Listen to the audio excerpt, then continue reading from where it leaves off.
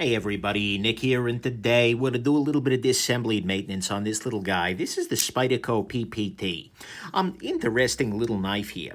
First off, just doing a little look over here. It is absolutely 100% scented. Action is reasonably smooth, although, I don't know, it feels like it's crying out for grease or something like that. I think it's just running on Foster Bronze washes, so we want to check that out. Everything else about it's looking pretty solid. There is a little bit of a gap and sort of unevenness against this backspacer here, so that's something we'll keep in mind throughout. But yeah, let's go ahead and pop this guy open. One thing that's kind of odd about this knife, and it's sort of claim to fame, is that it's basically a titanium frame lock, except that there's this G10 overlay on it. It's kind of odd, but you know what? It works. So let's pop it open here. I believe we're looking at T8 throughout here. There we go. Pop that loose. A little bit of a feeling of some thread locking going on there. I've had some thread locking coming on out of Taichung lately. That's where this guy is, I believe. Come on. Yeah, Taichung. Just making sure, right, before I go shoot my mouth off.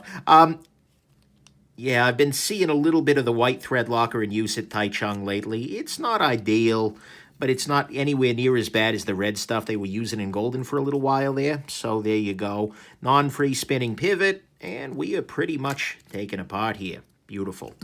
All right, let's pop this guy open as best we can here. This is interesting. I think the tolerances are just really tight here or something, because this is not remotely acting like it's unscrewed entirely. It's weird. Oh, there we go. A little bit of motion finally. There we go. Whoa there. Okay, so what we can see here is this little bit of, oh, this is carbon fiber. Why did I say G10 earlier? I knew that. Whatever. There we go. And we're popping loose slowly but surely. It's just nice deep fit on these screws. Well constructed overall. Spyderco's Taichung plant generally does great work. They are equal, if not slightly exceeding Golden, Colorado, USA, Earth in terms of their production capabilities. That said, they're very different. I mean, they're a kind of a class of knives that come out of Taichung, and there's a class of knives that come out of Golden, and they're not the same kind of knives. I mean, your crazy titanium pieces, by and large, aren't coming out of Golden. Taichung seems to do more of that stuff, so you can't really make that comparison straightforwardly.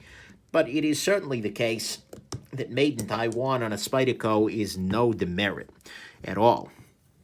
And take a look at this. This is nice. See right here, they have blasted the inside of the liner, which is good, but they've also masked off the area that the washers rotate in so that it is extra smooth even though it is blasted. That right there is a simple little thing that shows that they give a damn. And I like that. I appreciate that. That's really, really excellent. So thank you for that there, Taichung.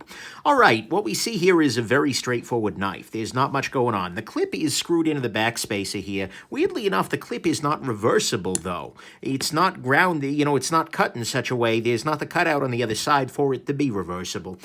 Sorry about that one, lefties. That's life. But aside from that, it's pretty, frankly, I mean, it's a fine knife. It works. But there's not a whole lot going on inside here that's of interest.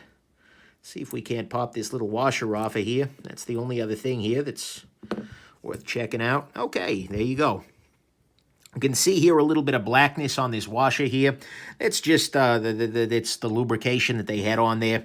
After being used a little while, sometimes you'll get wear on there, and your washers get a little dirty, whatever.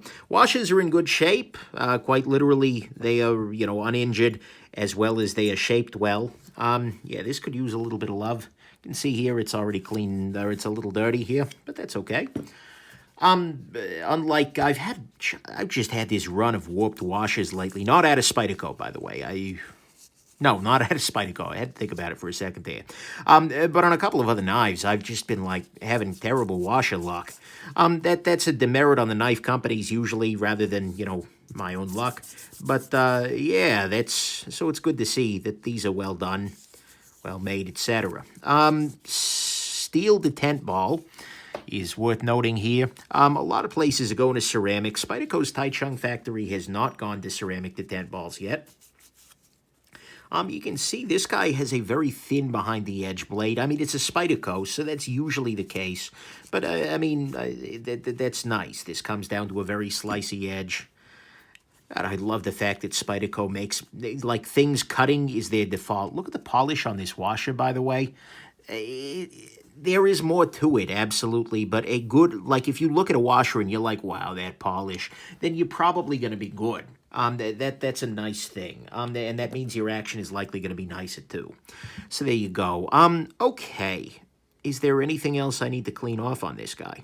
No, I mean, this is pretty fresh from the factory. This, by the way, is one of the very first knives selected by a pilot program with my Patreon patrons called Patrons Pick for the Nick, where I let them vote on whatever, on something, and I'll go ahead and buy it and do the review.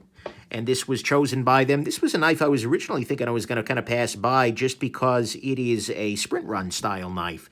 And sprints are a little unsatisfying as a reviewer because they tend to go out of production pretty quickly there.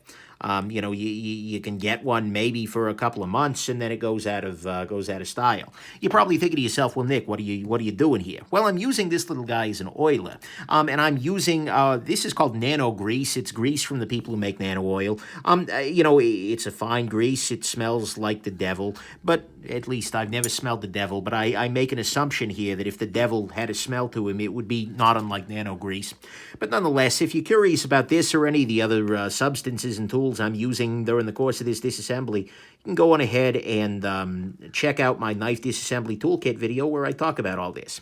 I'm also using some 85 weight nano oil. This is the heavier weight oil, and I'm combining the oil with this grease here. And I found that tends to be the way that if you've got a knife like this guy, that's never going to be like a free dropper or anything like that, but you just want smooth operation, this tends to be the best approach to get that, is a little bit of grease coupled with a little bit of oil will tend to get you a whole lot of smooth through. You know, this is what I run on my Spyderco Sleesh Bowie. May it rest in peace. I've still got the knife, but they discontinued the model because... oh, I don't know why. Because they wanted to see a grown man cry, that's why. But anyways, that's fine. No, it's not. But that's why I'm doing the disassembly in the way that I'm doing. You also saw me oil the detent ball path here, which just helps to smooth things out a little bit further. Go ahead and drop this down there, shiny side toward the blade. And then... yeah, these are all the pieces. Let's go ahead and drop this scale back onto here. Beautiful. And I had to, you just saw me kind of, did that just get me? No, okay, not quite. I had to disengage the lock bar for everything to seat itself properly. Just something to keep in mind. That's very, very often a step I do here, and it's something that's sort of second nature to me now, having done this way too damn much, that, you know, I sometimes forget to mention. So there you go. We're going to go ahead and reinstall the pivot screw here, and I'm going to go ahead and use a little bit of blue Loctite here. I'm using Loctite on a stick here. Just makes it a little easier to under-apply it, as opposed to my normal, which is to over-apply it. Well, I over-apply everything else. Okay, let's put that there. Go ahead and get this in place. Again, using the same Loctite here. Just a little hint of it. Just enough to give it a little bit of stop to unscrew itself. But, you know, yeah. We are quite nearly done here. After that, I'm just going to tweak the action a little bit. You know, rotate the pivot and make sure that it's, you know, in the optimal state. It's a little smoother already. No blade play side to side or up and down, which is nice. But I think I'm going to try and loosen the pivot slightly. No blade play. Centering is dead freaking on perfect. No shock there.